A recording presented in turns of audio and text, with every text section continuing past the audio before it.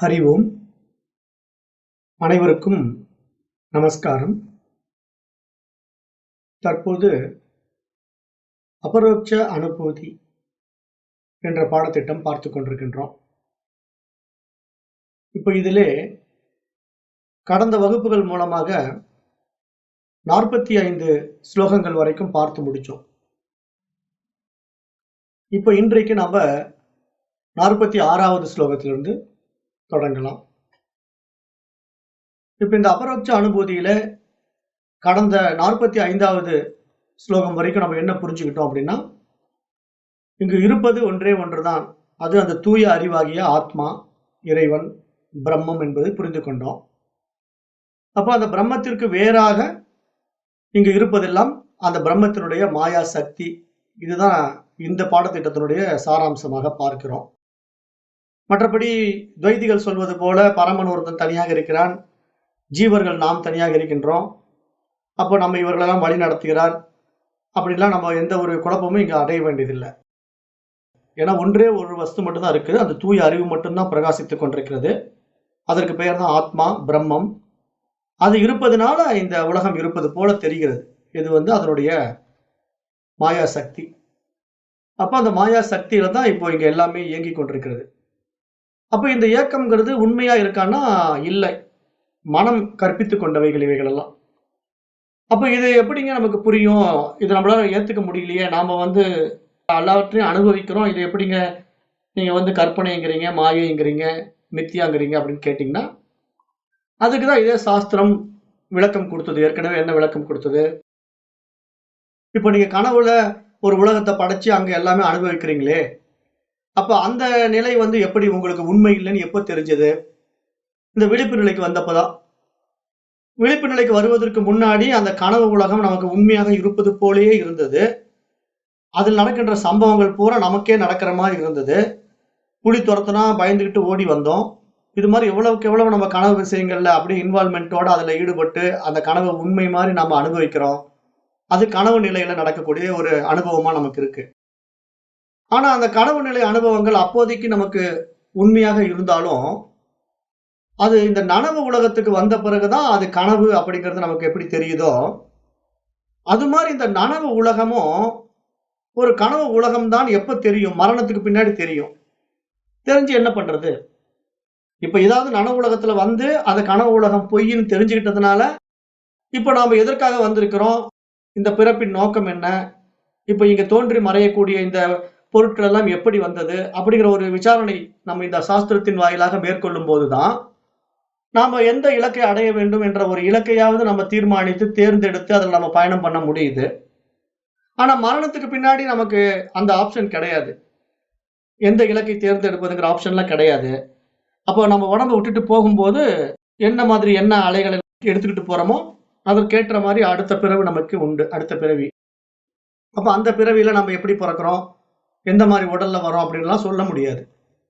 அப்ப இதெல்லாம் மனதினுடைய பிறழ்வு, மனதினுடைய எண்ணங்கள், அந்த எண்ணங்களுடைய அடிப்படையில தான் இங்க எல்லாமே இயங்குது அப்படின்னு நம்ம புரிஞ்சுக்கிட்டோம்னா, அந்த மனோசக்தியை தான் நம்ம இங்க என்ன விசாரம் பண்ணி தெரிஞ்சுக்கிறதுக்காக வந்திருக்கிறோம்.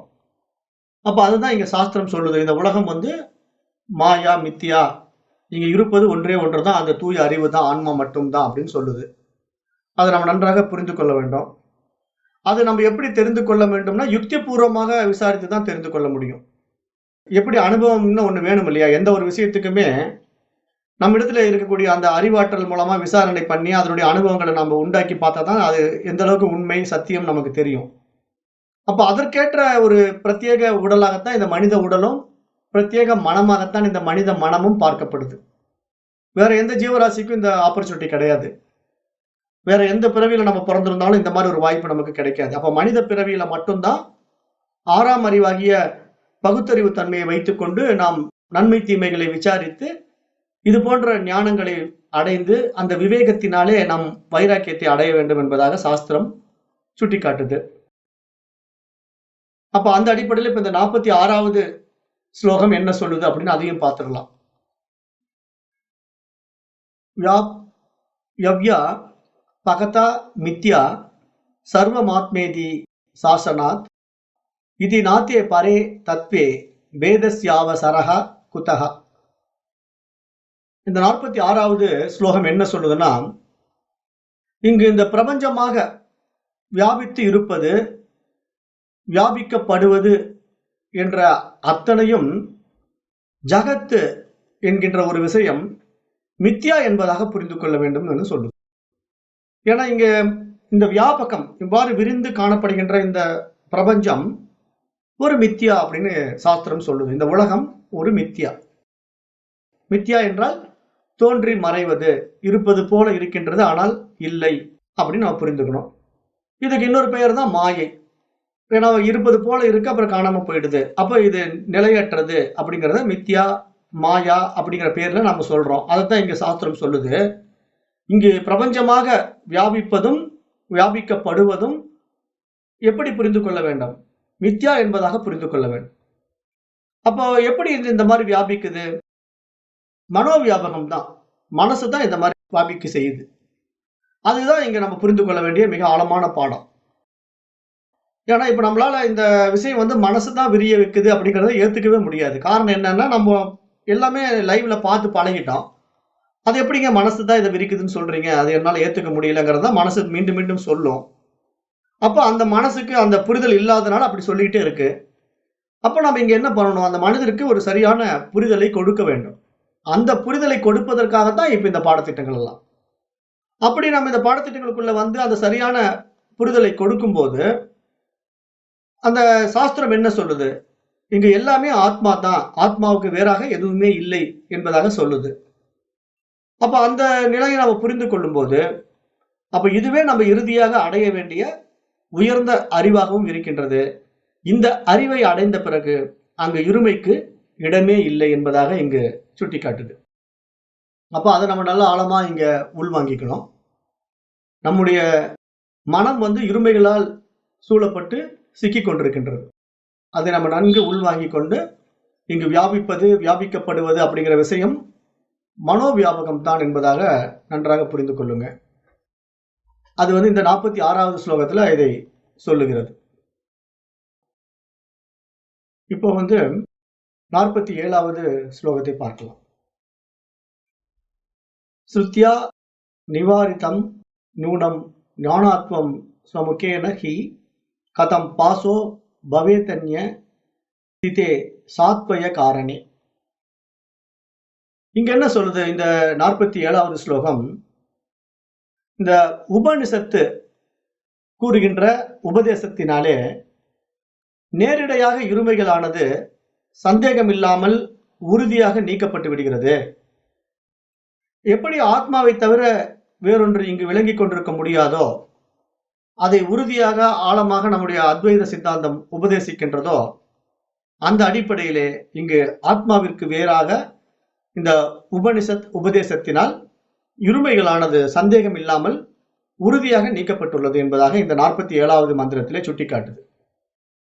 அப்ப இப்ப நம்ம இந்த பாடத்திட்டங்களை படித்துக்கொண்டே வரும்போது, நம்ம இந்த வேதாந்த பாடத்திட்டங்கள்ல நிறைய விஷயங்களையும் நம்ம பார்க்கிறோம். உபனிஷதங்கள் எடுத்து படிக்கிறோம். அந்த உபனிஷத் ரிஷி என்ன சொல்றாருங்கிறதையும் கேட்கிறோம்.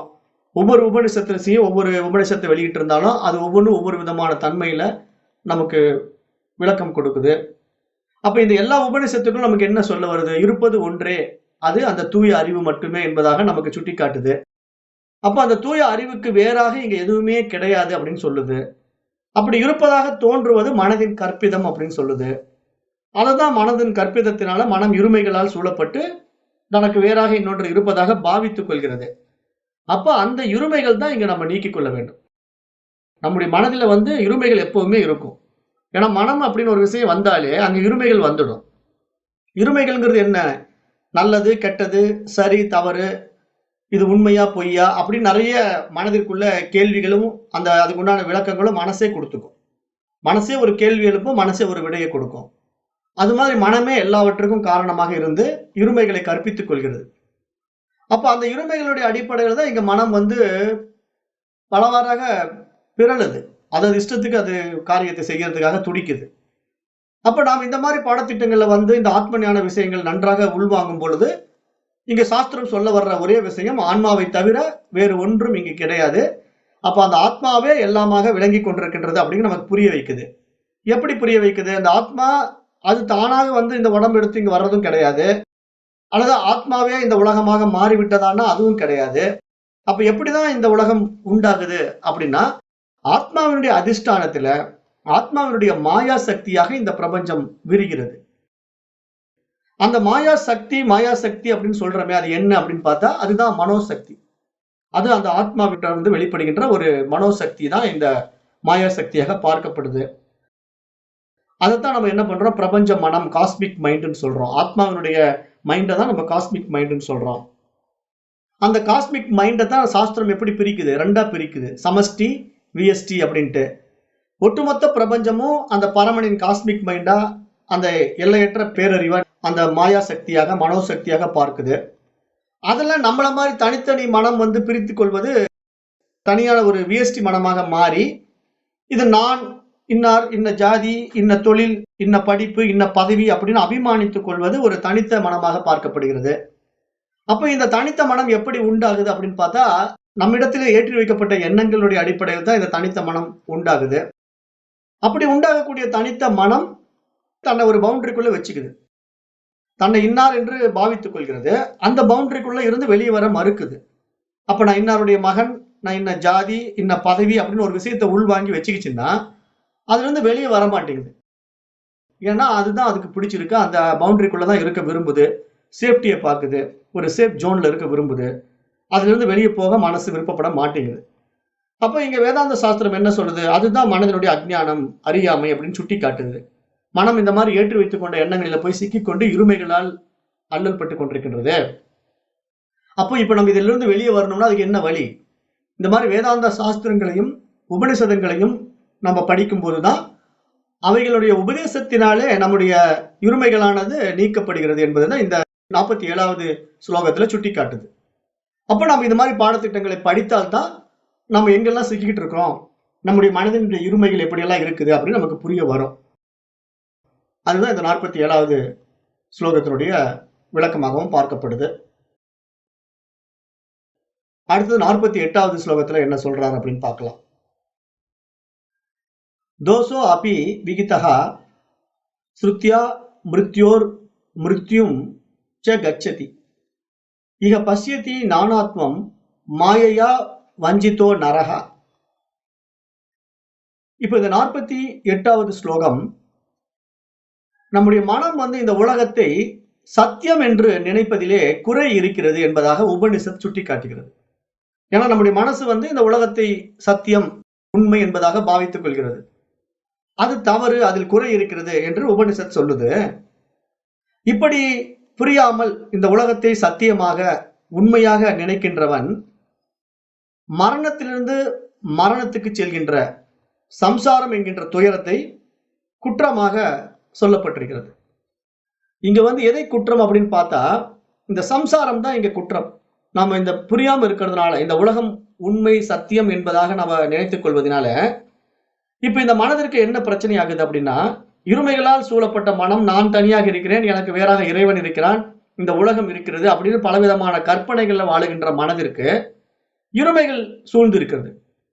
அப்ப அந்த இருமைகள் இருக்கின்ற மனம் எப்படி நடக்குது? மரணத்திலிருந்து மரணத்திற்கு செல்கின்ற சம்சாரம் என்கின்ற துயரத்தை குற்றமாக அடைந்திருக்கிறது அப்படின்னு சொல்றாரு. அப்ப இங்க சம்சாரம்னா என்ன? பிறப்பு இறப்பு அப்படிங்கிற விஷயம். அதுதான் சம்சாரம் அப்படின்னு சாஸ்திரம் சொல்லுது. சம்சாரம்ங்கிற வார்த்தைக்கு சாஸ்திரத்தினுடைய பொருள் என்ன அப்படின்னா, பிறப்பு இறப்புங்கிற பந்தத்துல சிக்கி கொண்டிருக்கின்ற ஒரு பிரச்சனை. அப்ப மனசு இதுல தான் சிக்கிக்கிட்டு இருக்கு. அதனால என்ன பண்ணுது? நான் இன்னார், இப்படிப்பட்டவன், எனக்கு இந்த உடல் தான் நான் அப்படிங்கிற அபிமானம் எல்லாம் நமக்குள்ள உண்டாகி, மரணம் அடையும் போது கூட நான் மரணம் அடைகிறேன், இந்த மாதிரி விஷயங்களை விட்டுட்டு போறேன், என் பொண்டாட்டி விட்டு போறேன், என் சொத்தை விட்டு போறேன், என் குழந்தைகளை விட்டுட்டு போறேன் அப்படின்லாம் ஏதோ மனதில் ஏற்றி வைக்கப்பட்ட எண்ணங்களோட அடிப்படையில கற்பனை பண்ணுக்குது இல்லையா மனசு. அப்போ பயப்படுது, மரணத்தை கண்டு பயப்படுது. அந்த மரணத்தை கண்டு இது என்னடா இப்படி ஆயிடுமோ, நம்ம இறந்து போயிடுவோமோ அப்படின்னு கவலைப்பட ஆரம்பிச்சிருது. இது மாதிரி மனம் பல துயரங்களுக்கு ஆளாகிறது இல்லையா. அந்த சம்சாரம் வந்து என்ன காரணத்தினால உண்டாகுதுன்னா, இந்த உலகம் உண்மை என்று நினைப்பதினாலே, மனசு வந்து இந்த உலகத்தை உண்மை என்று நினைப்பதினாலே அது போன்ற பிரச்சனைக்கு மனம் ஆட்படுகின்றது.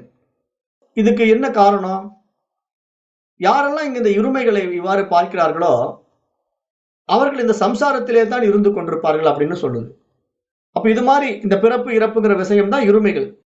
நான் பிறக்கிறேன், நான் இறக்கிறேன் அப்படின்ட்டு இந்த உடல் மேல இருக்கிற அபிமானம், இந்த உலகத்தின் மீது இருக்கின்ற அபிமானத்தினால நம்ம பிறப்பு இறப்புங்கிற சக்கரத்துக்குள்ளேயே சுத்திக்கிட்டு இருக்கிறத சொல்லி என்ன சொல்லுதுன்னா, அந்த இருமைகளை எல்லாம் யார் சிக்கிக் கொண்டிருக்கின்றார்களோ, அந்த இருமைகளை எல்லாம் யார் பார்க்கின்றார்களோ, அவர்கள் இந்த சம்சாரத்திலேயே தான் இருந்து கொண்டிருப்பார்கள்.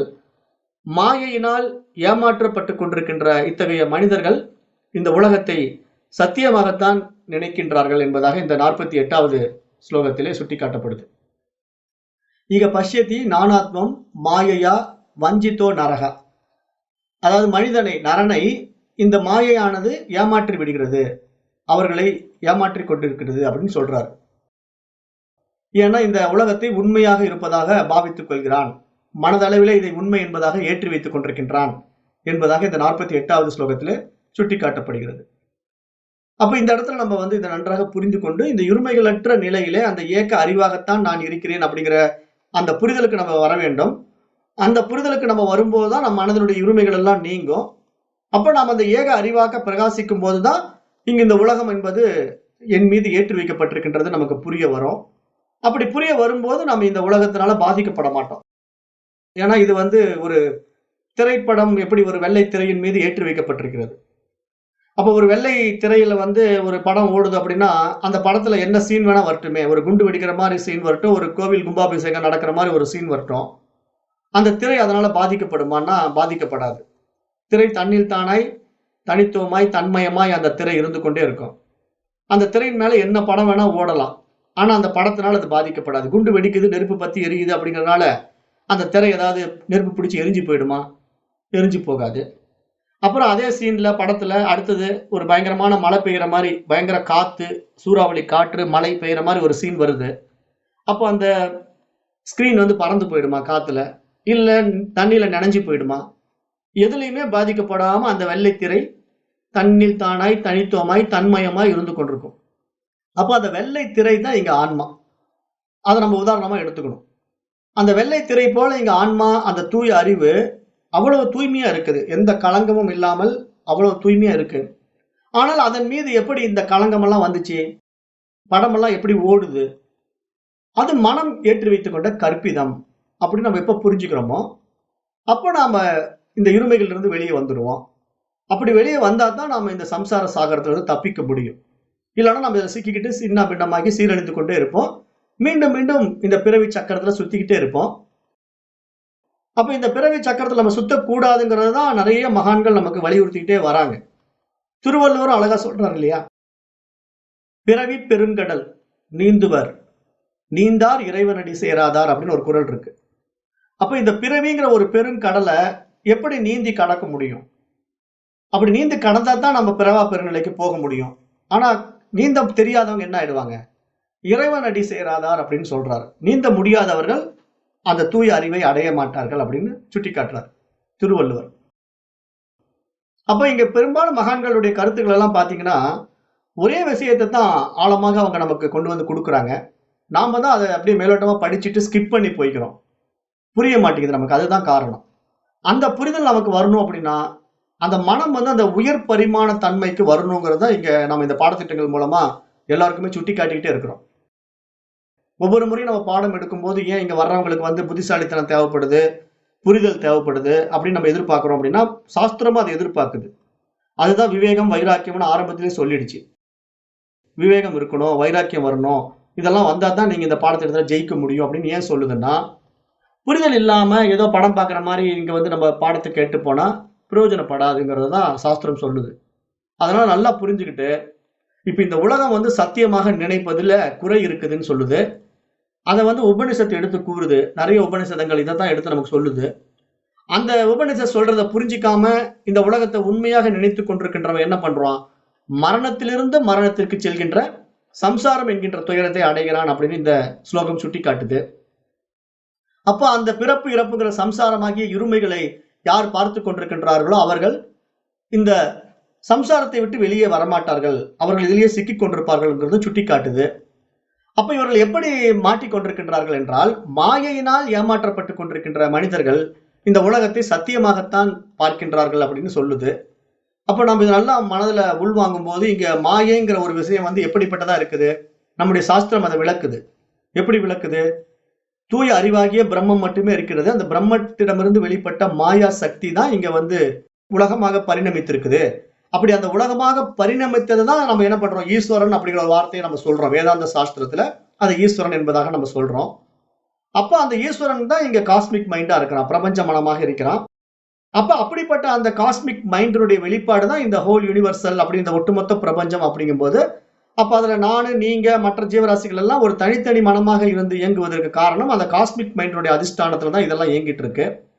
அப்ப இதெல்லாம் நம்ம புரிஞ்சு பார்க்கும்போது, இங்க இந்த மனம் என்பதே ஒரு மாயை தான் அப்படின்னு நமக்கு புரிஞ்சிருச்சுன்னா, நம்ம தேவையற்ற விசய சுகங்களுக்குள்ள போய் மூக்க நுழைக்காம, நம்ம அந்த தூய அறிவு தான் தெரிஞ்சுக்கிட்டு, அந்த அறிவு நிலையிலிருந்து இந்த உலகத்தை வெறும் வெற்று பார்வை பார்க்கலாம், சாட்சியா பார்த்து கொண்டிருக்கலாம்.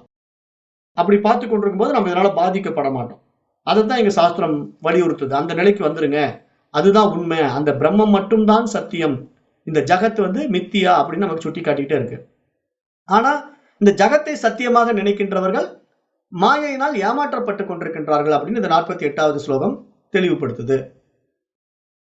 அடுத்தது 49வது ஸ்லோகம் என்ன சொல்லுது அப்படின்னு பார்க்கலாம். பிரம்மணஹ சர்வ பூதானி ஜாயந்தே பரமாத்மனஹ தஸ்மா தேதானி பிரம்மைவ பவன் தீத்யவ தாரையே. அதாவது பரமாத்மாவான பிரம்மத்திடமிருந்துதான் எல்லாமே தோன்றி இருக்கிறது. இங்கு படைக்கப்பட்ட எல்லா ஜீவராசிகளும் அந்த பரமாத்மாவிடமிருந்து தான் வெளிப்பட்டிருக்கின்றது. இந்த அனைத்து உலகத்திற்கும் அந்த பிரம்மமே உபாதான காரணமாக இருப்பதால் அவைகள் அனைத்தும் பிரம்மமாகவே இருக்கிறது என்று மனதில் உறுதியாக நினைக்க வேண்டும் என்பதாக இந்த 49வது ஸ்லோகத்திலே சுட்டி காட்டுகின்றார். அப்ப இந்த 49வது ஸ்லோகத்துல அவர் என்ன சொல்ல வராரு ஆதிசங்கரர் அப்படின்னு பார்த்தா, இங்கு இந்த உலகம் தோன்றுவதற்கான உபாதான காரணம் பிரம்மம் தான். அந்த பிரம்மம் இருப்பதனால்தான் இந்த உலகம் தெரியுது. இதுக்குத்தான் நம்ம ஏற்கனவே இந்த உபாதான காரணம்னா என்ன, நிமித்த காரணம்னா என்ன அப்படின்னு கடந்த பாடத்துல தெளிவுபடுத்திக்கிட்டோம். இங்க வந்து மீண்டும் அந்த குழப்பத்துக்கு வரக்கூடாது. இப்ப உபாதான காரணம் மண் அப்படின்னா, அந்த மண்ணிலிருந்து பானை வந்திருக்கு. அப்ப பானை வருவதற்கு எது ஆதாரமாக இருக்குன்னா மண்ணு தான் ஆதாரமாக இருக்கு. அப்ப மண்ணு தான் உபாதான காரணம். அது மாதிரி இப்ப இந்த உலகம் தோன்றுவதற்கு எது உபாதான காரணம்னா பிரம்மம் தான் உபாதான காரணம். அப்ப நாம அந்த பானையோட இந்த உலகத்தை கம்பேர் பண்ணி பார்த்தா, அந்த பானையை படைப்பதற்காக ஒரு குயவன் இருந்தான் இல்லையா? அந்த குயவன் வந்து இங்க நிமித்த காரணமாக சாஸ்திரம் சொல்லிச்சு. அவன் நிமித்தம் இந்த பானை உண்டாயிருது. ஆனா அந்த பானை உண்டாவதற்கான உபாதான காரணமாக மண் இருந்தது. அந்த நிலைப்பாடு அங்க அப்படி முடியுது. இங்க நிலைப்பாடு என்ன அப்படின்னா, இங்க பரமாத்மா மட்டும்தான் குயவனே, அவனுக்கு வேறாக எதுவுமே கிடையாது. அப்ப உபாதான காரணமும் அவனே, நிமித்த காரணமும் அவனே. பரமாத்மாவே உபாதான காரணமாகவும் இருக்கின்றது, பரமாத்மாவே நிமித்த காரணமாகவும் இருக்கின்றது. அப்ப இரண்டுமே ஒன்றாகவே இருப்பதினால இங்கு பிரித்து பார்க்க முடியாது. உபாதான காரணம் ஒன்று இருக்கிறது, அதை கொண்டு வந்து படைப்பதற்காக இன்னொரு நிமித்த காரணம் ஒன்று உண்டாகி இருக்கிறது அப்படின்னு சொல்ல முடியாது. ஏன் நிமித்த காரணம் இங்க இல்லைன்னு சொல்றோம்னா, இப்ப நியாயம் வைசேசிகம் என்ன சொல்லுதுன்னா, ஈஸ்வரனை வந்து நிமித்த காரணமா வச்சுக்குது. நியாயமும் வைசேசிகமும் ஈஸ்வரன் ஒருத்தர் இருக்கிறான், அவன் தான் நிமித்த காரணம், அவன் நிமித்தம் தான் இந்த உலகம் இருக்கிறதுன்னு சொல்லுது. நம்முடைய சனாதன தர்மத்துல வந்து இந்த வேதாந்த சாஸ்திரம் அதை ஏற்றுக்கொள்வதில்லை, அதை ஒப்புக்கொள்வதில்லை. ஏன் அப்படின்னா, நிமித்த காரணமாக இன்னொன்னு இருக்குன்னு சொல்லிட்டாலே அங்க பரமனுக்கு தரக்குறைவாகிவிடும், பரமனுக்கு மரியாதை குறைவாகிவிடும். ஏன்னா பரமனுக்கு வேறாக இன்னொன்று வந்தா நாளைக்கு என்ன ஆகும், பரமனையே அதை எதிர்க்கக்கூடிய ஒரு நிலை உண்டாகும். இது வந்து நடைமுறை நம்ம பார்க்கிறோம் இல்லையா? இப்ப ஒருத்தன் வந்து பலவானா இருக்கிறான், ஒருத்தன் வந்து பலம் இல்லாம இருக்கிறான். நாளடைவுல இவன் பலவானமாகி அவன் பலமற்றவனாக மாறுவதற்கான வாய்ப்புகள் நிறைய இருக்குல்ல. ஏன்னா உலகியல் விஷயங்கள்ல நம்ம வந்து இப்போ இந்த பாக்ஸிங் போட்டி அல்லது கராத்தே இந்த மாதிரி விஷயங்கள் எல்லாம் போய் பார்த்தோம்னா, இப்ப இந்த டைம்ல வந்து ஒரு டோர்னமெண்ட்ல ஒருத்தன் கலந்துக்கிறாங்க, 2 பேர் கலந்துக்கிறாங்கன்னா ஒருத்தன் வந்து ஜெயிச்சிடறான் பலவானா, இன்னொருத்தன் தோல்வி அடைஞ்சிடறான். அடுத்த டோர்னமெண்ட்ல பாத்தீங்கன்னா அவன் வந்து இவனை ஜெயிச்சிடுவான், இவன் தோத்துருவான். அப்ப ஏன் போன தடவை அவன் பலவானா இருந்தானே, அப்ப அவன் ஏன் இந்த டைம் பலத்தை இழந்தான்? அப்ப இவன் அவனை விட பலசாலியாக மாறிவிட்டான். அதனால அவனுக்கு பலம் குன்றி இவன் அவனை தோற்கடித்து விட்டான். இந்த நிலைப்பாடு இந்த உலகியல்ல நம்ம பார்க்கிறோம். அப்ப பிரம்மத்துக்கு வேறாக இன்னொன்னு இருக்குதுன்னு வச்சுக்கோங்களேன். அப்ப என்ன ஆகும்னா அது பிரம்மத்துக்கு எதிராக மாறுவதற்கான வாய்ப்பு இருக்கு. அப்ப அது பிரம்மத்தை வெல்வதற்கான வாய்ப்பு இருக்கு. அதுவே பிரம்மத்தை அடிமைப்படுத்துவதற்கான வாய்ப்பு கூட உண்டாக விட வாய்ப்பு இருக்கு. அதனால சாஸ்திரம் என்ன சொல்லுதுன்னா, அப்படி இன்னொன்னு கிடையவே கிடையாது. அப்படி ஒண்ணு இல்லவே இல்லை. அதுதான் மாயா சக்தி என்பதாக நம்முடைய சாஸ்திரம் ஆணித்தரமாக அடித்து சொல்லுது. அப்ப அதத்தான் நாம இங்க புரிஞ்சுக்கணும். ஏன்னா பிரம்மத்துக்கு வேறாக இன்னொன்னு வந்ததுன்னா, என்ன வேணா நடக்கலாம். அத நாம ஏற்றுக்கொள்வது இல்லை. நம்முடைய சனாதன தர்மத்தின் வழி வந்த வேதாந்த சாஸ்திரம் அதை ஒப்புக்கொள்வதில்லை. இருப்பது ஒன்றே. அது இறைவன் மட்டுமே.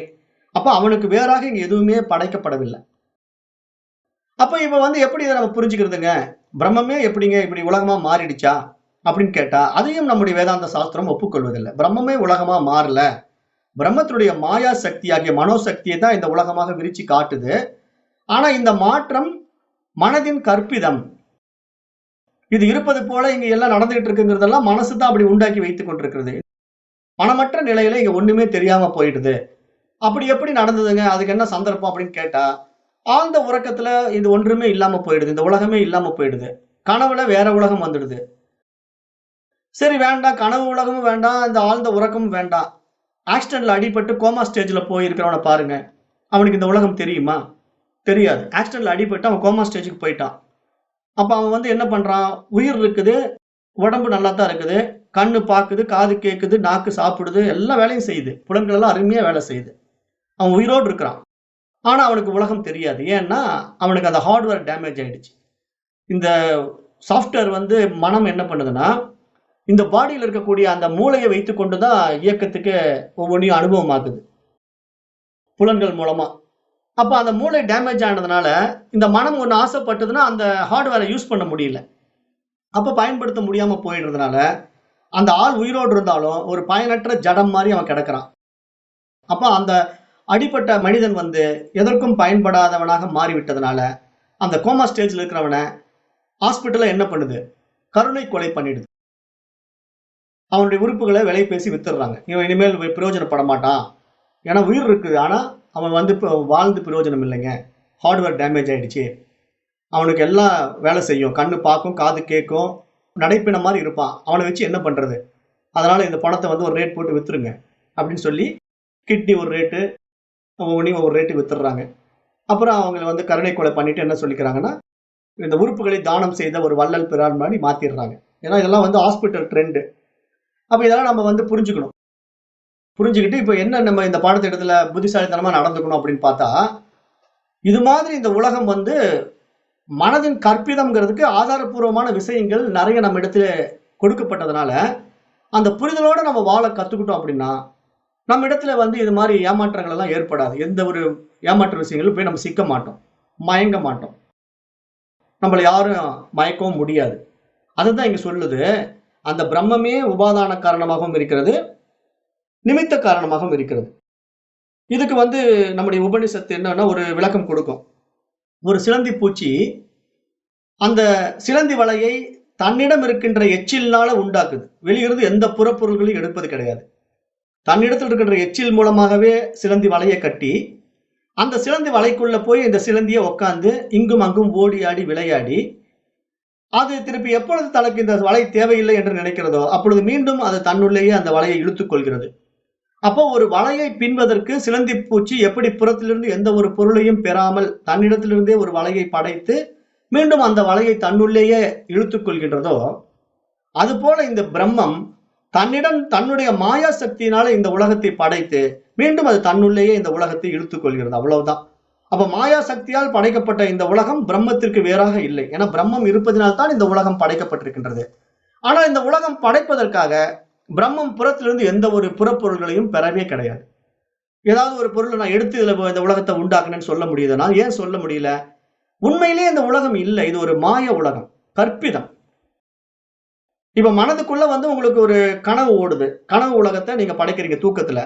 அந்த கனவு உலகத்துல நீங்க ஒரு டூ வீலர்ல போற மாதிரி கனவு காண்றீங்க. உங்க எதிர ஒரு பஸ் வர்ற மாதிரி கனவு காண்றீங்க அப்படின்னா, இப்ப நீங்க அந்த பஸ்ஸுக்கு உண்டான ரா மெட்டீரியல், அந்த தகரம், அந்த டயர் எல்லாம் வாங்கிட்டு பஸ்ஸை நீங்க மேனுஃபேக்சரிங் பண்ணீங்களா? இல்ல டூ வீலர் மேனுஃபேக்சரிங் பண்ணீங்களா?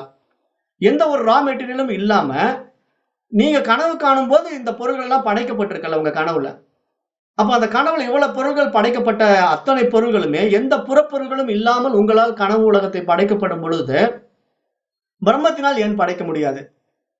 அப்ப யோசிச்சு பாத்தீங்கன்னா கடைசியா அந்த பிரம்மமே நீங்க தான் தெரியும். நீங்க இதுதான் லாஜிக்கே. இப்ப இந்த விஷயம் என்னன்னா, இங்க வந்து நம்ம இவ்வளவு தூரம் இந்த விஷயத்த சொல்லிக்கிட்டே வரோம். நம்மோட நாம ஒப்பிட்டு சொல்றோம். நீ தான் அந்த பிரம்மம்னு சொல்றோம். நம்மளால ஏத்துக்க முடிய மாட்டேங்குது. அப்ப என்ன மைண்ட் வந்து ப்ளே பண்ணுது. நான் அப்ப எப்படிங்க பிரம்மம் ஆவேன்? நான் ஒரு சாதாரண ஆள் அப்படிங்குது. அப்ப நீ சாதாரண ஆளுன்னா கனவுல எப்படிப்பா இவ்வளவு பெரிய பிரம்மாண்ட உலகத்த படைக்கிற? அங்க ரா மெட்டீரியலே இல்லாம நீ எல்லாம் படைக்கிறியா இல்லையா? கனவு உலகத்துல எத்தனையோ மரம், செடி, கொடிகள் படைக்கப்பட்டிருக்கு. தார் சாலைகள் படைக்கப்பட்டிருக்கு. வாகனங்கள் படைக்கப்பட்டிருக்கு. அப்ப இவ்வளவு பொருள்களும் எங்கிருந்து உனக்கு கிடைச்சதுப்பா? எங்கிருந்து எடுத்த? அப்படின்னு கேட்டா, ஒண்ணுமே எடுக்கல. சும்மா கற்பனை அது. அது மாதிரி இங்க பிரம்மமும் கற்பனையாகத்தான் இந்த பிரபஞ்சத்த படைச்சிருக்கு. அது பிரகாசித்துக் கொண்டிருக்கின்றது. அறிவின் மூலமாக பிரகாசித்துக் கொண்டிருக்கின்றது. ஆனா நாம என்ன நினைச்சுக்கிட்டு இருக்கோம்? நாம் இந்த உலகத்தை வேறாக பார்த்துக்கொண்டு, நான் வேறு, இந்த உலகம் வேறு, இறைவன் வேறு என்பதாக நம்ம நினைச்சுக்கிட்டு இருக்கோம் பாத்தீங்களா? அதுதான் இங்க அஞ்ஞானம். இதுல இருந்து நம்ம எப்ப விடுபட முடியுமோ, அப்பத்தான் நம்ம மாயையினால் ஏமாற்றப்படவில்லை என்பதை புரிந்து கொள்ள வேண்டும். மாயையிலிருந்து வெளி வந்துட்டோம்னு அர்த்தம். அப்ப மட்டும் தான் இந்த ஜகத்தை நம்ம சத்தியமாக பார்க்க மாட்டோம். இந்த உலகத்தை சத்தியமாக பார்க்க மாட்டோம். இல்லன்னா நமக்கு இந்த உலகம் சத்தியமாக தோன்றுகின்ற வரையிலும், நம்ம மாயையினால் ஏமாற்றப்பட்டிருக்கிறோம். அப்படி மாயையினால் நாம் ஏமாற்றப்பட்டுக் கொண்டிருக்கின்ற வரைக்கும், சம்சாரம் நம்மை விட்டு நீங்காது. பிறப்பு, இறப்புங்கிற சம்சாரத்திலிருந்து நம்ம விடுபட முடியாது. அப்ப அததான் இங்க சாஸ்திரம் ரொம்ப ஆணித்தரமாக சுட்டிக்காட்டி, உபனிஷதங்கள் எல்லாம் உதாரணம் காட்டி, இது மாரி பாடங்கள்லாம் இருக்குப்பா. இத படிச்சுக்கங்க. நீங்க பரமாத்மாவிற்கு வேறாக இங்க எதுவுமே இல்ல. எல்லாமே அந்த பிரம்மத்திடமிருந்து தான் அவ்வளவும் படைக்கப்பட்டிருக்குன்னு சொல்லுது. அப்ப நம்ம திருப்பி திருப்பி நம்ம மைண்டுக்குள்ள போய் ஏதோ இறைவன் அங்க மேல இருந்து ஏதோ படைச்சான். அதுலதான் இத்தனை ஜீவராசிகள் உண்டாச்சு. அதனாலதான் இந்த உலகம் பரிணமித்தது அப்படின்னு நினைக்கிறதெல்லாம் மனதின் கற்பிதம். அப்ப அப்படியெல்லாம் இங்க ஒன்றுமே இல்ல. நம்முடைய மனமே இத்தனையும் படைக்குது. கனவுல படைச்ச மாரி நனவுலயும் படைக்குது.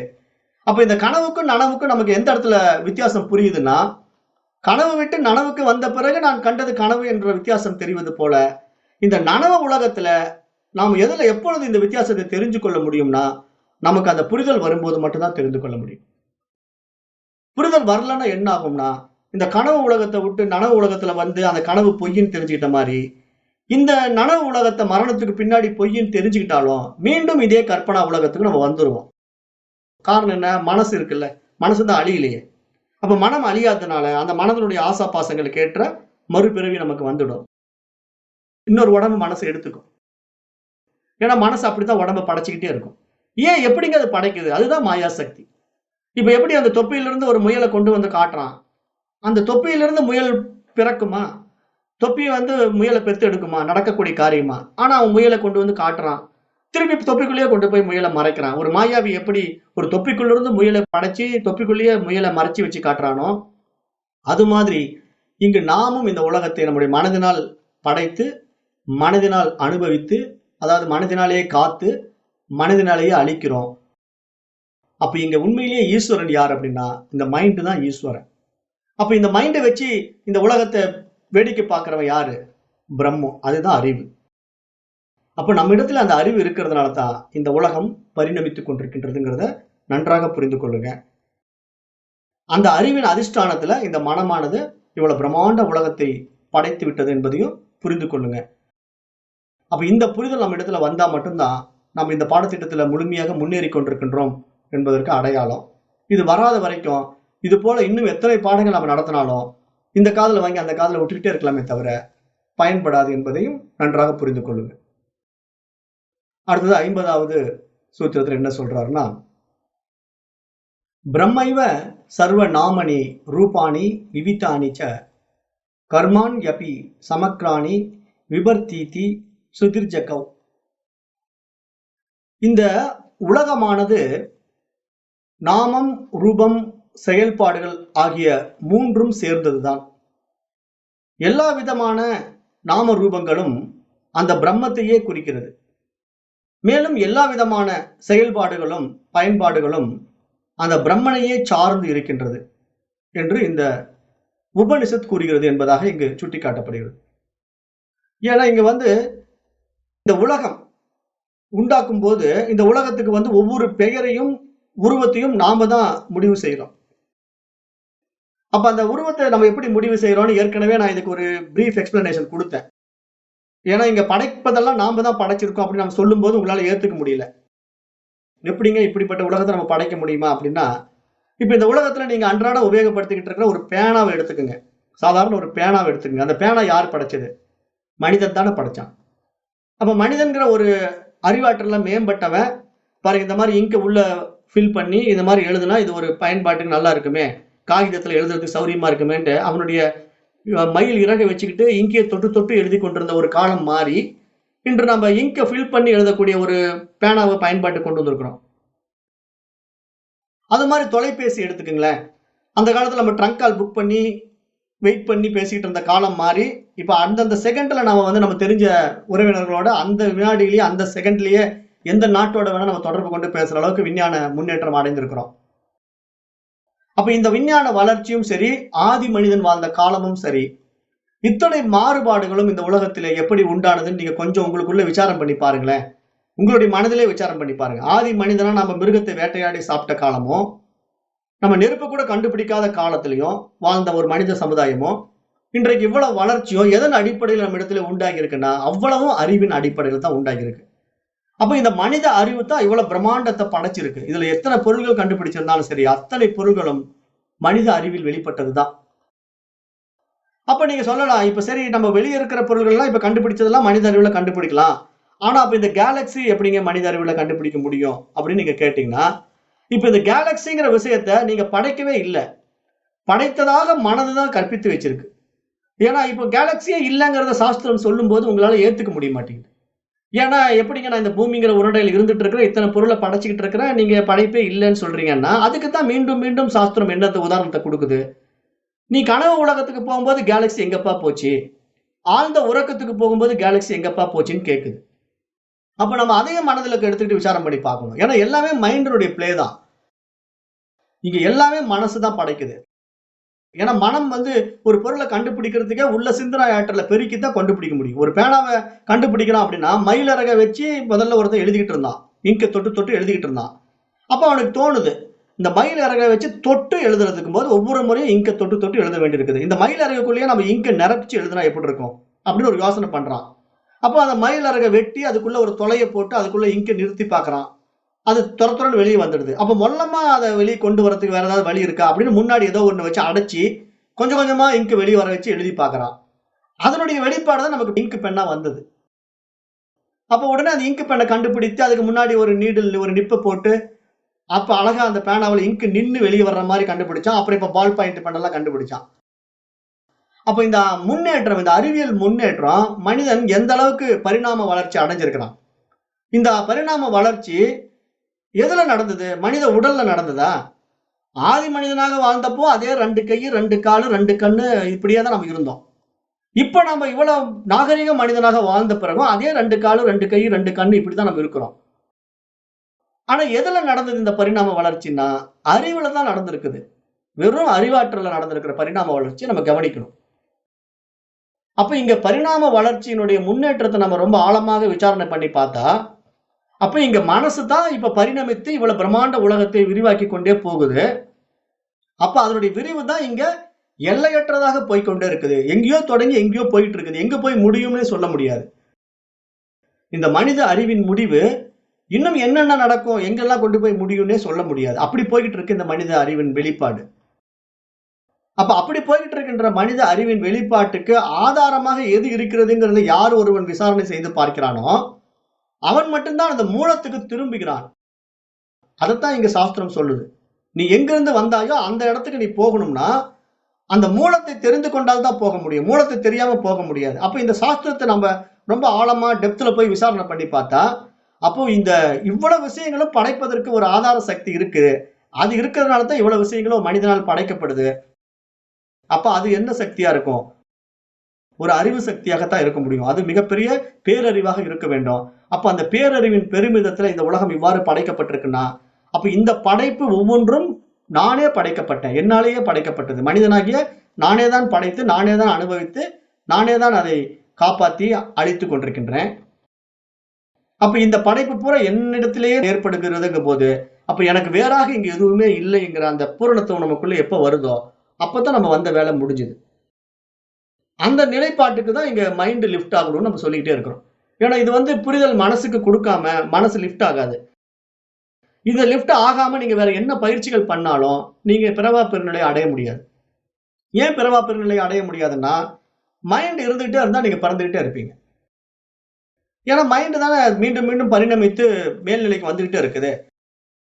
அப்ப இப்ப மனித அறிவில 6ஆம் அறிவு பரிமாணத்துல வந்து உயர்ந்து நிக்கிற இந்த அறிவு, இதற்கு அடுத்த பரிமாணத்துக்குள்ள போகணும். இதற்கு அடுத்த பரிமாணம் 7ஆம் அறிவு பரிமாணத்துல அந்த பேரறிவை உணர்ந்து விட்டா முடிஞ்சுது. வந்த வேலை நிறைவாகி விடுகிறது.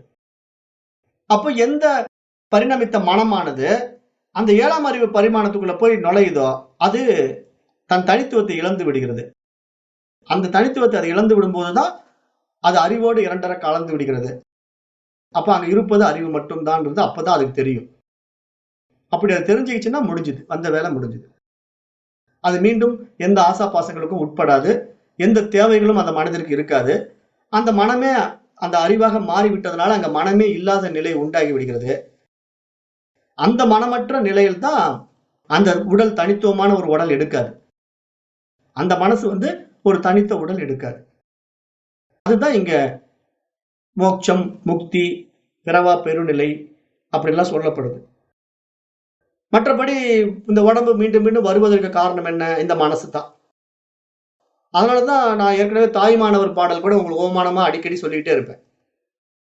சினமிறக்க கற்றாலும் சித்தி எல்லாம் பெற்றாலும் மனம் இறக்க கல்லார்க்கு வாயேன் பராபரமே அப்படிங்கிற தாய்மானவர் பாட்டை ஏன் நான் அடிக்கடி எடுத்து மேற்கோள் காட்டுறேன் அப்படின்னா, இதை விட எளிமையை யாராலையும் சொல்ல முடியாது. ஏன்னா அவ்வளவு அருமையா அவர் எடுத்து சொல்லிட்டு போயிட்டார். இங்க என்னதான் நீ கோபத்தை தீர்க்கறதுக்கான என்ன பயிற்சிகளை வேணா செய்து நீ தியானம் பண்ணி தவம் பண்ணி கோபத்தை கட்டுப்படுத்தி வச்சிருந்தாலும் கூட, சினமிறக்க கற்றாலும் இல்ல நீ பயங்கரமான தவ ஆற்றல் பெற்று அட்டமா சித்திகளை பெற்றாலும் மனம் இறக்க கற்காவிட்டால் பராபரம் தெரியாதில்ல. மனம் இறக்க கல்லார்க்கு வாயேன் பராபரமே அப்படிங்கிறது. அப்போ இங்க என்ன புரிஞ்சுக்கணும்? அந்த பரமனை நாம் தெரிந்து கொள்ள வேண்டும் என்றால், அந்த தூய அறிவாக நாம் மாற வேண்டும் என்றால், நம்ம இடத்துல மனம் இல்லாமல் போக வேண்டும். அப்ப மனம் இல்லாம எங்க போகும்? அந்த உயர் பரிமாணத்துல அது அறிவாக மாறி விடுகிறது. ஏன்னா அறிவு மட்டும்தான் இருக்குது. மனம்ங்கிறது ஒண்ணு இல்ல. மனம்ங்கிறது ஒரு மாயை தான். அப்ப அந்த மாயையை நம்ம எப்ப புரிஞ்சுக்கிட்டு அந்த மனதிலிருந்து வெளியே வரமோ, அப்ப நம்ம அந்த தூய அறிவாக இருக்கிறோம் அப்படிங்கிற அந்த புரிதல் நம்ம இடத்துல மேலோங்கும் போதுதான் மனமற்ற நிலை உண்டாகும். அது வரைக்கும் நீங்க என்ன பயிற்சியை மனமற்ற நிலைக்கு நான் கொண்டு போறேன், நான் வந்து தியானம் பண்ணி மனதை நிறுத்துறேன், நான் யோகா பண்ணி மனதை நிறுத்துறேன், அல்லது ஒரு நல்ல பக்தி பாட்டு கேட்டு மனதை அப்படியே லயப்படுத்துறேன்னா ஒன்றும் நடக்காது. ஏன்னா மனம் இன்னொன்னு பற்றுறதுனாலே அங்க மனம் இருக்குன்னு அர்த்தம். எப்போ எதையுமே பற்றலையோ அப்ப அங்க அறிவா மாறிடுச்சுன்னு அர்த்தம். அதுதான் பற்றற்றான் பற்றினை பற்றுக அப்பற்றை பற்றுக பற்று விடர் திருக்குறள். அப்ப இதெல்லாம் மகான்கள் வந்து ரொம்ப சூட்சமா ரகசியமா நமக்கு பரிபாசையில சொல்றாங்க. நம்மளால புரிந்து கொள்ள முடியல. இது மாதிரி பாடத்திட்டங்களை வந்து புரிந்து கொள்றாலும் நம்ப முடிய மாட்டேங்குது. நம்பிக்கை இல்லை.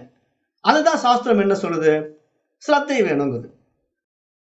சாஸ்திரம் ஃபர்ஸ்ட் ஆரம்பத்திலேயே இந்த மாதிரி பாடத்திட்டங்களை வர்றவங்களுக்கு கண்டிஷன் போடுது. நீங்க வருவீங்க, கதை கேட்டு போயிடுவீங்க. உங்களுக்கு நீங்க கதை கேட்டு போறதுக்காக இங்க நாங்க இந்த பாடத்திட்டத்தை எடுத்துக்கிட்டு இருக்கிறோம். அப்ப இந்த பாடத்திட்டத்தை வந்து பொழுதுபோக்குக்காக நேரம் போல 1 மணி நேரம் சினிமா பாக்குற மாதிரி வந்து இங்க பாடத்தை கேட்டு போலாம் அப்படிங்கிறதுக்காகவா இங்க பாடம் எடுக்கப்படுது. அப்ப இங்க சாஸ்திரம் என்ன சொல்லுதுன்னா, புரிதலுக்கு வரணும். அப்ப உங்ககிட்ட தகுதி வரணும்பா.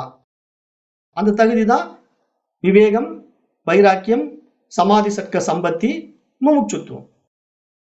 அப்ப இந்த பண்புகள் உங்க இடத்துல மேலோங்கி இருந்தால் மட்டும்தான் இந்த பாடத்திட்டங்கள் உள்ள போய் வேலை செய்யும். இந்த பண்புகள் இல்லாதவன் இந்த பாடத்திட்டத்தை கேட்டான்னா படம் பார்க்குற மாதிரி பார்த்துட்டு போயிட்டே இருக்க வேண்டியதுதான்.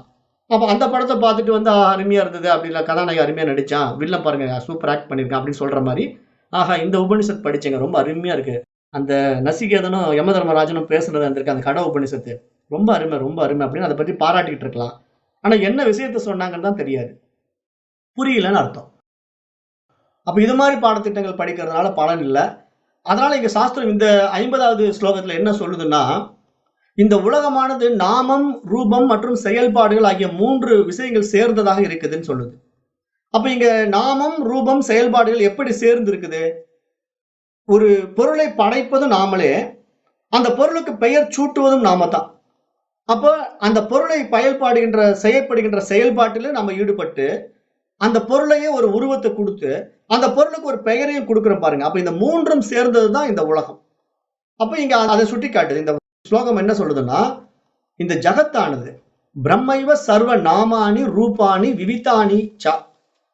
அப்ப இங்க செயல்பாடுகளும் சரி, பெயர்களும் சரி, ரூபங்களும் சரி, இந்த மூன்றும் சேர்ந்ததுதான் இந்த உலகம் அப்படின்னு சொல்லுது.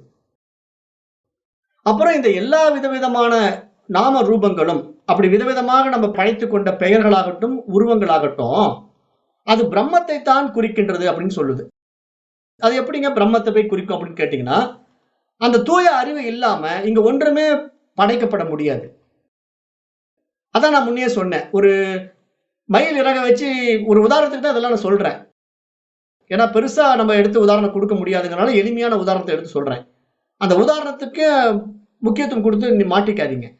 ஒரு மயில் இறக இங்க்ல தொட்டு பேப்பர்ல எழுதி முயற்சி பண்ணுவதற்கும், அதை ஒரு பேனாவாக மாற்றி பேப்பர்ல எழுதி முயற்சி பண்ணுவதற்கும் எவ்வளவு முன்னேற்றம்.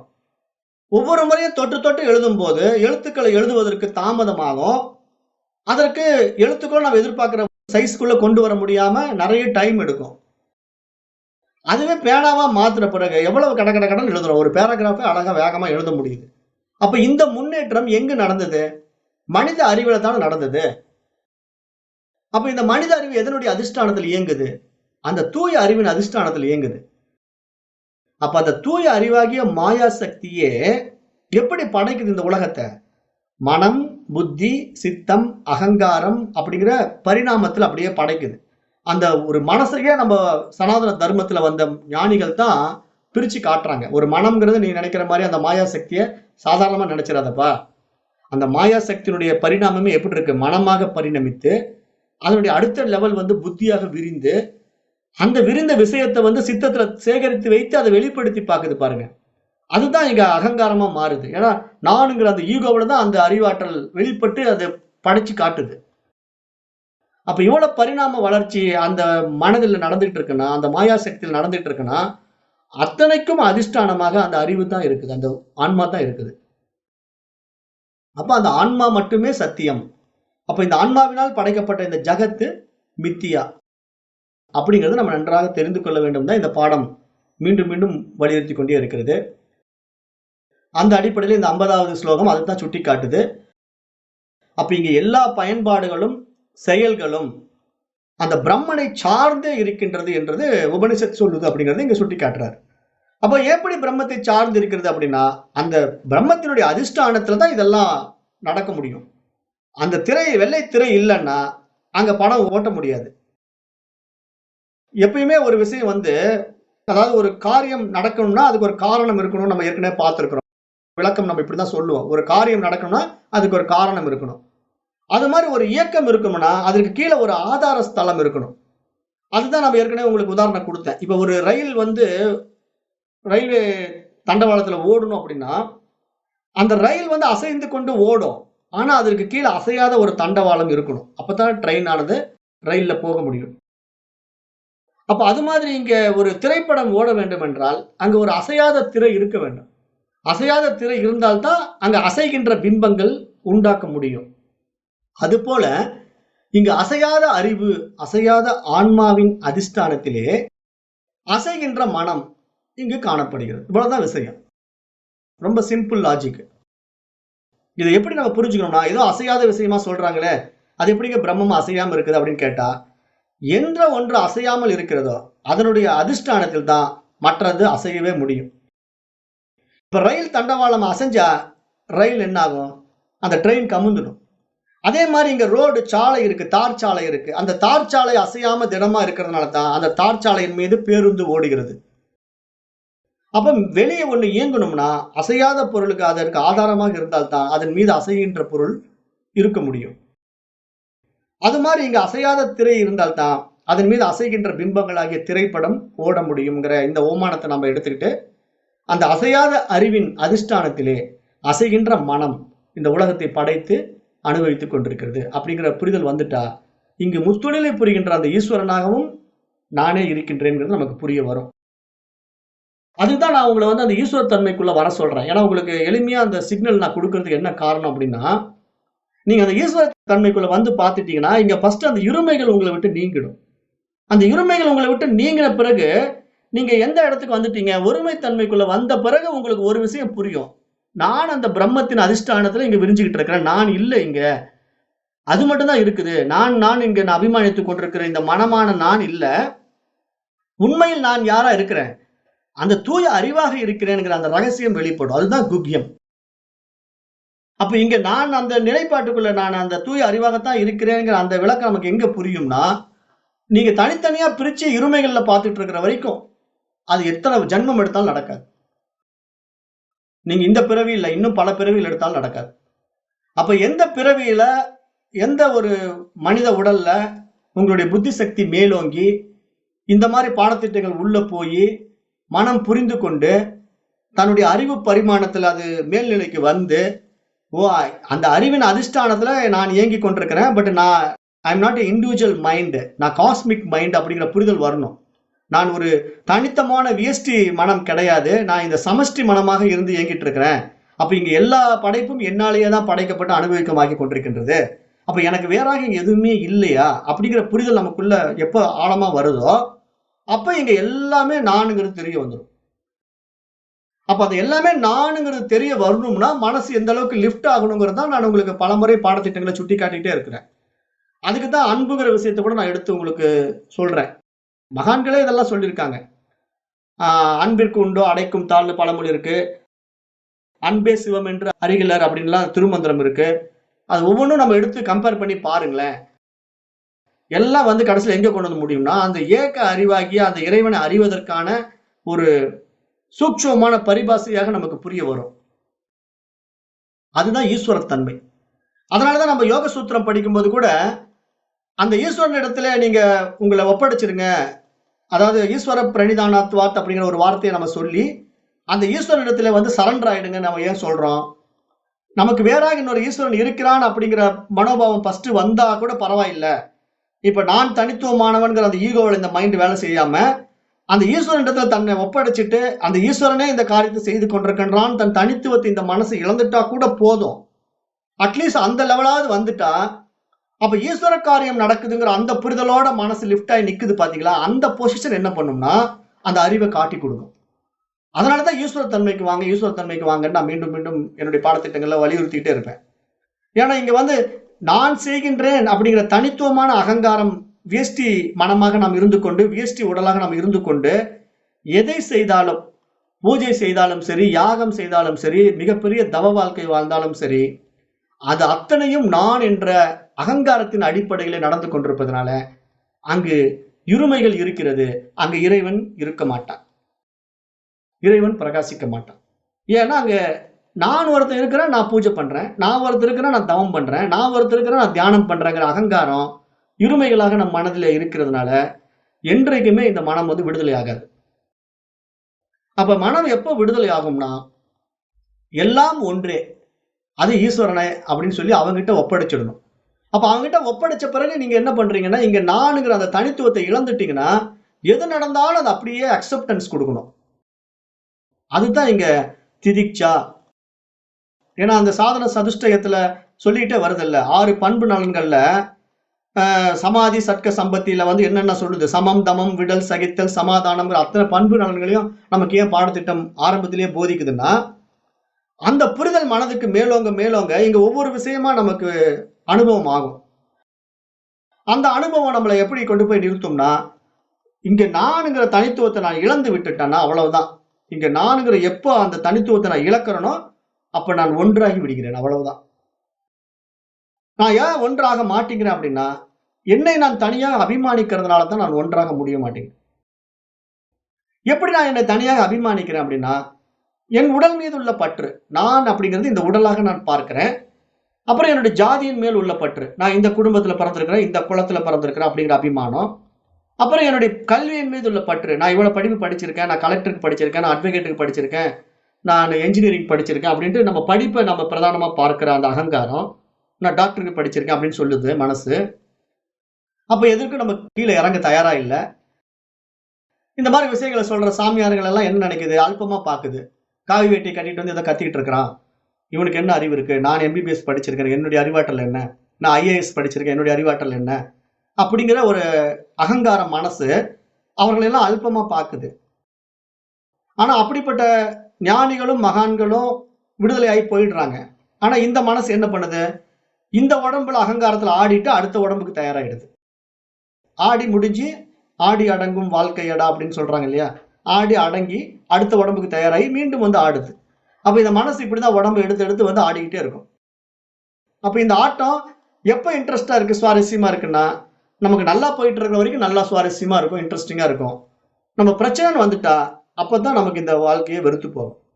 பிரச்சனைங்கிறது எப்படி வேணா வரலாம். உடல் ரீதியான நோயாக வரலாம், குடும்பத்துல பிரச்சனையாக வரலாம், கணவன் மனைவி உறவுல பிரச்சனையா வரலாம், குழந்தைகள் மூலமா பிரச்சனையா வரலாம். அப்ப இந்த பிரச்சனைகள் எல்லாம் வரும்போது நிறைய பேருக்கு ஏன் வாழ்க்கை வெறுத்து போய் தற்கொலை பண்ணிக்கிறாங்கன்னா, அவங்க அந்த துயரத்தின் எல்லைக்கே போயிடுறாங்க. போதும் இந்த வாழ்க்கை, இன்னும் இந்த உடம்புல நான் வாழவே விரும்பல, இந்த உடம்பு இருக்கிறதுனால தானே இவ்வளவு கஷ்டம், இந்த உடம்பை அழிச்சுக்கிறேன் அப்படின்ட்டு அந்த உடம்பை அழிக்கிற சூசைட் பண்ற மனநிலை கூட மனசுக்கு தான் வருது. ஒருத்தன் உடம்பை அழிச்சுக்கிறது அவ்வளவு ஈஸி கிடையாது. தன்னுடைய உடம்பை ஒருத்தன் அழிச்சுக்கணும்னா அதுக்கு எந்த அளவுக்கு மனசு துணியணுங்கிறத நீங்க யோசனை பண்ணி பார்க்கணும். அதாவது தற்கொலை பண்ணிக்கிறதுங்கிறது கோழைக்கு சாத்தியமாகாது. அந்த மனசு அந்த வீரத்தன்மைக்கு வரணும். தன்னை நான் இழக்க தயார், இந்த உடம்பை நான் இழந்துருவேன் போதும் அப்படின்னு அந்த அளவுக்கு ஒரு முரட்டுத்தனமா அந்த உடம்பை அழிச்சுக்கிற துணிச்சல் வருதுன்னா, அப்ப மனசு எந்த அளவுக்கு பாதிக்கப்பட்டிருக்கும் நீங்க பாருங்களேன். அப்ப இதுதான் மனதனுடைய போக்கு. அப்ப இதெல்லாம் நம்ம புரிஞ்சுக்கிட்டு அந்த மனதை நம்ம கையாள தெரிஞ்சுக்கிட்டோம் அப்படின்னா, அவ்வளவுதான், வந்த வேலை முடிஞ்சது. உலகத்தை வந்து நம்ம அப்படியே சாட்சியா வேடிக்கை பார்க்கலாம். வந்த வேலையை முடிச்சுட்டு போயிட்டே இருக்கலாம். நான் இந்த உடம்பல்ல, நான் மனம் அல்ல அப்படிங்கிறது தெரிஞ்சிடுச்சுன்னா, வந்த வேலை முடிச்சுட்டு ஆனந்தமா இந்த உடம்பு இருக்கிற வரைக்கும் சாட்சி பாவனைகளையும் வெற்று பார்வையிலும் இந்த உலகத்தை ஹேண்டில் பண்ணலாம். இங்க செய்யறதுக்கு ஒண்ணும் இல்ல. ஓப்பனா சொல்லப் போனா ஓப்பன் ஸ்டேட்மெண்ட். இங்க ஒண்ணுமே இல்ல செய்யறதுக்கு. ஆனா நான் எதையாவது செய்யறேன்னு நினைக்கிறதே ஒரு அகங்காரம் தான். மனசனுடைய அகங்காரம் தான். பட் இந்த அளவுக்கு எத்தனை பேரால வர முடியும்னு கேட்டா, எத்தனையோ கோடியில் ஒருவன் தான் என்னை தத்துவார்த்தமாக உணர்கிறான் அப்படின்னு பகவான் ஸ்ரீகிருஷ்ணர் பகவத்கீதையில தெளிவுபடுத்துறார்.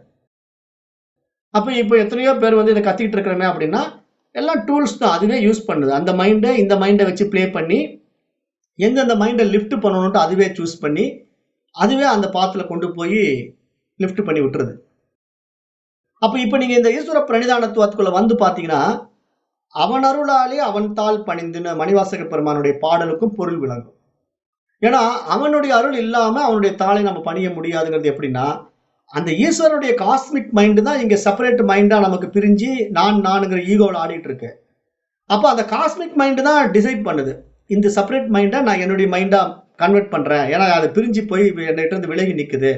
அதை நான் என்னோட சேர்த்திக்கிறேன் அப்படின்னு அது எப்ப டிசைட் பண்ணுதோ அப்பதான் அந்த மைண்டுக்கு உண்டான புரிதல் அது கொடுக்குது. அப்படி கொடுக்கறதுனால தான் இப்ப இந்த பாட்டத்திட்டத்துல ஒரு 30 பேர் இருக்கீங்க. இல்லைன்னா இந்த உலகத்துல எத்தனை கோடி ஜனங்கள் இருக்காங்க? கோடிக்கணக்கான ஜனங்கள் வேண்டாம். இந்த குழுவிலேயே எத்தனை பேர் இருக்காங்க? 300 பேர் இருக்காங்கன்னா, ஒரு 30 பேர் பாடத்தை வந்து படிக்கிறீங்கன்னா 10% கூட அங்க வரல. அப்ப நீங்க அதை கம்பேர் பண்ணி பாருங்களேன். எவ்வளவுக்கு எவ்வளவு நம்ம இந்த பாடத்திட்டத்துல வர முடியும் அப்படின்னா, எல்லாராலையும் வர முடியாது. அப்ப அதுதான் முடிவு பண்ணும். அதுதான் முடிவு பண்ணி இந்தந்த மனதுக்கு விடுதலை கொடுக்கணும்.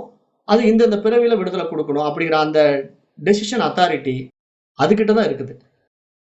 அதனாலதான் நானுங்கிற அந்த ஈகோவை நம்ம இழந்துட்டோம்னா, அந்த தூய அறிவாக நம்ம மாறிட்டோம்னா, நம்ம கிட்ட எல்லாமே பவர் வந்துடும். ஏன்னா நம்ம அந்த பவர்ல இருந்து விலகி அஜ்ஞானத்துல சிக்கிக்கிட்டு இருக்கோம். இதுக்கு தான் நான் கதையெல்லாம் கூட உதாரணம் நிறைய விளக்கியிருக்கேன். ஒரு அரச குமாரன் வந்து ஒரு கலைக்கூத்தாடியா போய் ரோட்ல ஆடிக்கிட்டு இருக்கிற நிலையில அவன் எந்த செயலும் செய்ய முடியாது. ஆனா அவன் எப்ப அரசனாக மாறி தன்னுடைய அரசவையில வந்து உட்காந்துக்கிறானோ அவனுக்கு பவர் வந்துடும். அப்ப அவன் எதை வேணா கண்ட்ரோல் பண்ண முடியும். அப்ப அந்த கண்ட்ரோலிங் கெப்பாசிட்டி எப்ப வந்தது? அவன் அரசனாக மாறும்போது தான் வருமே தவிர, கலைக்கூத்தாடியா ரோட்ல ஆடிக்கிட்டு இருக்கிற வரைக்கும் அரசன்னு தெரியாம, அரசகுமாரன் தெரியாம, ஒரு குறவனுடைய பையனா ரோட்ல கூத்தாடிக்கிட்டு இருக்கிற பையனுக்கு எந்த பவர் இருக்கும்? ஒரு பவர் இருக்காது. அப்ப அது மாதிரி இங்க மைண்டு கூத்தாடிக்கிட்டு இருக்குது. அப்ப இந்த மைண்டை வந்து அந்த கான்சியஸ்னஸ் ஸ்டேட்டுக்கு நம்ம ரைஸ் பண்ணிட்டோம்னா, உயர்த்திட்டோம்னா, அந்த கான்சியஸ்னஸ் உடைய பவர் என்னன்னா, அது எல்லையற்றது. அதை வந்து வார்த்தைகளால் விளக்க முடியாது. ஆனா அப்படிப்பட்ட பவர்ஃபுல் நிலையில நம்ம இருந்து பார்த்தோம்னா, இந்த உலகம் வந்து திரைப்படம் மாதிரி தான் தெரியும். இங்க ஒண்ணும் மாற்றம் பண்றதுக்கு இல்லங்கிறது அப்ப புரியும். இப்ப மனசா இருக்கிறதுனால தான் நம்ம எதையாவது மாத்திடலாமா, இதை படைச்சிடலாமா, அதை உருவாக்கலாமா, எனக்கு ஒரு சமயம் சக்தி வந்துட்டா நான் தங்கத்தை உருவாக்கிட முடியுமா, நான் எனக்கு ஏதாவது சக்தி வந்துட்டா நான் அப்படியே காசு பணத்தை வேணுங்கிற அளவுக்கு கொண்டு வந்துட முடியுமான்லாம் மைண்ட் பிளே பண்ணி பார்க்குது. ஆனா அந்த தூய அறிவு நிலையில வந்துட்டா இங்க எதுவுமே தேவையில்லைங்கிறதும் புரிய வரும். அப்ப எதுவுமே தேவையில்லை அப்படிங்கிற அந்த தூய அறிவுக்கு என்னத்தை கொடுக்கணும்? அதுவே எல்லாமா இருக்குது. அதுக்கு எதையாவது போய் குடுக்கணுமா? அத இன்னொன்னு சார்ந்து அது வாழல. அதை சார்ந்து தான் இந்த மைண்ட் இருக்கு. ஏன்னா மனதை சார்ந்து அங்க அறிவு கிடையாது. அறிவை சார்ந்து மனம் இருக்கிறது அப்படிங்கிற புரிதல் வந்துட்டா, நம்ம வந்த வேலை முடிஞ்சது அப்படிங்கிறது தான் இந்த உபநிஷத்தினுடைய சாரமாக பார்க்கப்படுது. அப்ப இந்த 50வது ஸ்லோகத்தோட நம்ம இன்றைய வகுப்பை நிறைவு செய்வோம். அப்ப இந்த உலகமானது நாமம், ரூபம், செயல்கள் ஆகிய 3ம் சேர்ந்ததுதான்ங்கிறது எப்படி புரிஞ்சுக்கணும்னா, இந்த 3ம் படைத்தது மைண்டே தான். ஆனா அதை படைப்பதற்கு ஆதாரமாக அந்த அறிவு இருந்ததனால தான் இந்த உலகம் படைக்கப்பட்டிருக்கிறது. அப்போ இத்தனையும் நாம ரூபங்களும் அந்த பிரம்மத்தையே குறிக்கின்றது. மேலும் எல்லா பயன்பாடுகளும், செயல்களும் அந்த பிரம்மத்தையே சார்ந்திருக்கின்றது, அந்த அறிவையே சார்ந்திருக்கின்றது என்பதாக உபனிஷத் கூறுகிறது என்று இந்த 50வது ஸ்லோகத்திலே ஆதிசங்கரர் தெரிவிக்கின்றார். நாளைய பாடத்தில் 51லிருந்து மீண்டும் தொடரலாம். இன்றைய வகுப்பை நான் இத்துடன் நிறைவு செய்கின்றேன். நன்றி. ஓம் தத்சத்.